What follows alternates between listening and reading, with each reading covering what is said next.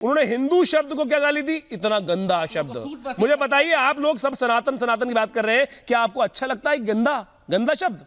आपके घर वाले गंदे हैं भाई, आपके माता पिता गंदे हैं, हिंदू शब्द गंदा शब्द। और ये पार्टी के अध्यक्ष के साहब यहां बैठे हुए बात कर रहे हैं सब लोग कि हम सनातन का अपमान नहीं करते। आपके लोग एक के बाद लगातार गाली पे गाली, गाली पे गाली, गाली पे, किसी और को नहीं गाली दे रहे हैं, आपको गाली दे रहे हैं, आपके बाप दादाओं को गाली दे रहे हैं। और ये लगातार एक बात कर रहे हैं, गुरु छोड़ दीजिए भाई, गुरु का सम्मान कितना है हम तो जानते हैं। आप अभी नाम आया राजेंद्र पाल गौतम जी का, राजेंद्र पाल गौतम जी को आप अभी भी गले लगा के बैठे होंगे, क्या ये बताइए? में बोला कि मैं भाजपा में जाते हिंदू हो जाऊंगा, क्या ये बताइए? मुझे लगातार बोलते रहे। अरे भाई, वास्तविक तौर पे आपको पता है मोदी को सपोर्ट करूं तो अरे भाई, हमने आप हिंदू का, हिंदुस्तान में रहते हैं, भारत का अन्न खाते हैं, भारत को तो सम्मान करो, भारत का सम्मान नहीं करते हैं आप, देश का सम्मान नहीं मानता कि जो राजनीतिक तुष्टीकरण के लिए, इस देश का विभाजन करने के लिए, हिंदू मुसलमान की राजनीति करने के लिए, मुस्लिम वोटों की तुष्टीकरण करने के लिए लगातार जो खेल खेल रहे हैं वो हर एक को पता चल गया है। एक बार त्रिपाठी जी का रुख करूं और काउंटर रिएक्शन मैं दुष्यंत नागर जी से लूंगी। त्रिपाठी जी, प्रश्न है मेरे पास। त्रिपाठी मैं ये पूछना चाहता हूँ सम्मानित आचार्यों से और सम्मानित भाजपा के प्रवक्ता से कि संसद के अंदर आंकड़ा आया है 10,27,000 करोड़ रुपया का पैसा एनपीए हो गया, बैंकों का पैसा लुट गया, उद्योगपति लूट के खा गए, क्या वो सनातनियों का पैसा नहीं था? ये सुन लीजिए, सुनिए, तो ये प्रश्न सरकार से अच्छा लगता है। चुप बैठिए। दुष्यंत नागर साहब, सनातन को गाली देने के बजाय अगर इस पर बात करते तो अच्छा लगता भारत को, लेकिन इस पर बात ही नहीं करना चाहते।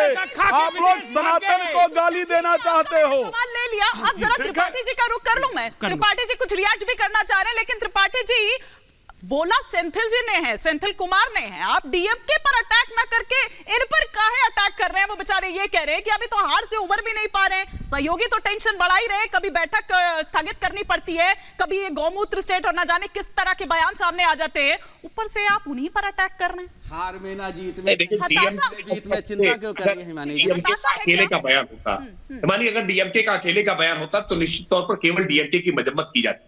ये डीएमके का अकेले का बयान नहीं है। मैंने इसीलिए कहा ना, सिलसिलेवार तरीके से रणनीति के तहत, एक कार्य योजना के तहत इस तरह के बयान लगातार दिए जा रहे हैं। और इसीलिए मैं कह रहा हूं, इस पूरी घटनाक्रम की पटकथा लिखने वाली कांग्रेस है, इसका संरक्षण देने वाली कांग्रेस है। ये इंडिया के पार्टनर से संबंध समाप्त कर लेते हैं, हम कोई आपत्ति ना करते, हम कांग्रेस पर सवाल न करते। अगर कांग्रेस बयान के बाद सपा को बाहर का रास्ता दिखा देते तो हम कोई आपत्ति न करते। मैं संजय मिश्रा जी का जवाब दे दूं। संजय मिश्रा सनातन की परिभाषा बता रहे हैं। 5 राज्यों के विधानसभा चुनावों में 4 राज्यों में सरकार बदल गई है, केवल एक राज्य की सरकार रिपीट हुई है, मध्य प्रदेश की। और क्यों रिपीट हुई है? क्योंकि जनता को डिलीवर करने का काम भारतीय जनता पार्टी करती है, और इसीलिए जनता ने भारी बहुमत के साथ 18 वर्ष के बाद मध्य प्रदेश की जनता ने वापस रिपीट किया है। जनता की सेवा करने का काम भाजपा कर रही है, बाकी कोई राजनीतिक दल नहीं कर रहा। अगर किया कांग्रेस का रहेगा, फिर तो कांग्रेस से बड़ा सनातनी कोई नहीं और डिलीवर करने वाला कोई नहीं, फिर कैसी बात कर रहे हैं?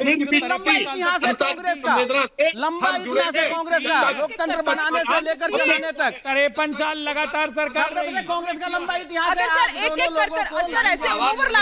कुछ भी समझ नहीं आ रहा, मुझे ही नहीं आ रहा। घर से पहुंचाना हो, आयुष्मान का कार्ड पहुंचाना हो, उनकी दैनंदिन जो समस्याएं हैं उसका समाधान हमने किया है। और इसलिए त्रिपाठी जी, आपने अभी थोड़ी देर पहले कहा कि ये रणनीति है दरअसल कांग्रेस की, इसलिए आप उस पर अटैक कर रहे हैं। मेरा सवाल ये था, शायद आप सुन नहीं पाए,